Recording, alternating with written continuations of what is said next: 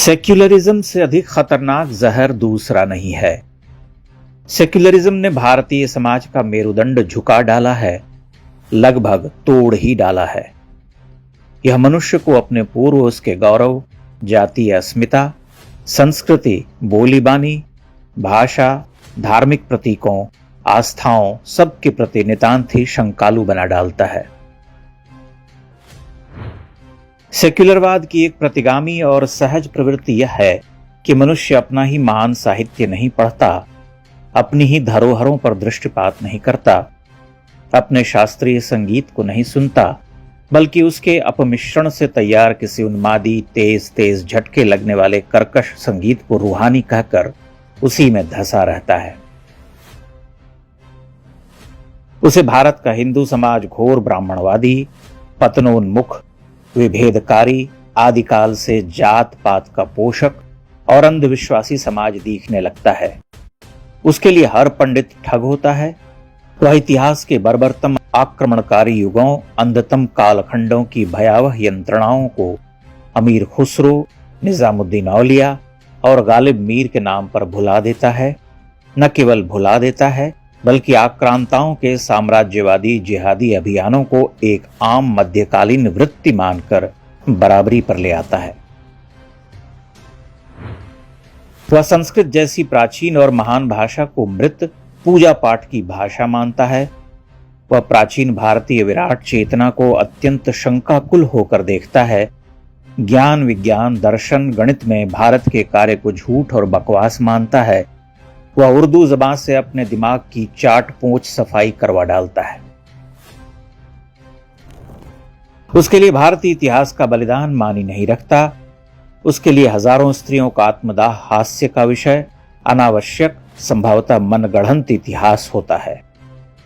हजारों हजार मंदिरों का ध्वंस एक विस्मृत घटना होती है, संभवतः संघियों द्वारा प्रचारित असत्य भी।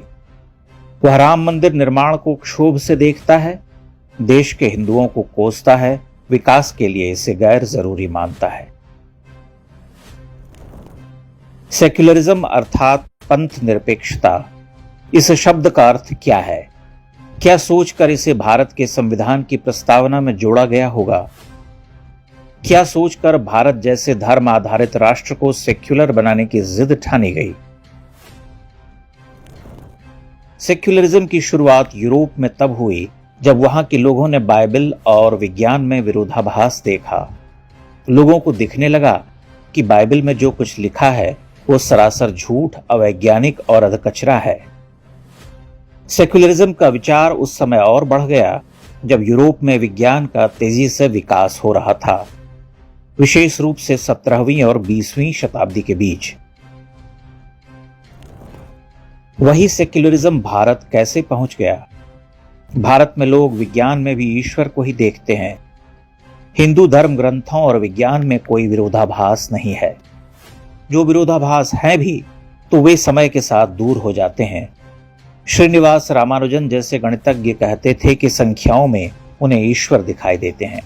वे कहते थे कि गणित के कठिन सूत्र उन्हें स्वप्न में उनकी कुल देवी बताती हैं, जो कि इस तर्क से सत्य लगता है कि उन्हें गणित के सूत्र तो पता होते थे, लेकिन उन सूत्रों को कई बार वे सिद्ध नहीं कर पाते थे। रामानुजन से पहले आर्यभट्ट, भास्कराचार्य, वराह मिहिर, महर्षि सुश्रुत सभी उस कालखंड के आधुनिक विज्ञान के ज्ञाता होने के साथ साथ ईश्वर के भक्त भी थे। वे अपने ज्ञान में ही ईश्वर को पाते थे।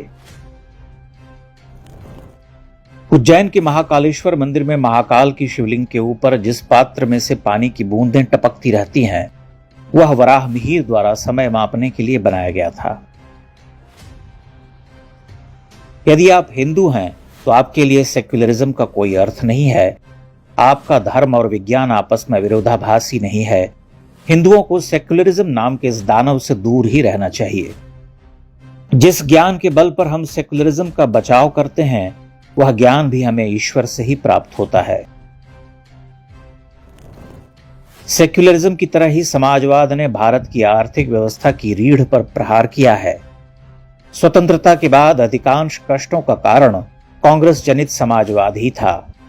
पीवी नरसिंह राव को सदैव याद रखा जाना चाहिए कि उन्होंने समाजवाद रूपी बुराई का अंत किया लेकिन ये जिन्न आज भी अलग अलग रूपों में सामने आने का प्रयास करता रहता है। तो इसका सबसे बड़ा कारण है समाजवाद शब्द को संविधान की प्रस्तावना में जोड़ देना। सेक्युलरिज्म और सोशलिज्म के सड़ांध भरे गंदले तालाब से बाहर निकलना परमावश्यक है। इस चक्कर में हमने एक राष्ट्र के रूप में पूरी एक सदी बर्बाद की है। यह आवश्यक है कि संविधान की प्रस्तावना से ये दोनों ही शब्द हटाए जाएं, ताकि संविधान की उस मूल भावना को बहाल किया जा सके जिसकी कल्पना स्वतंत्रता के बाद की गई थी।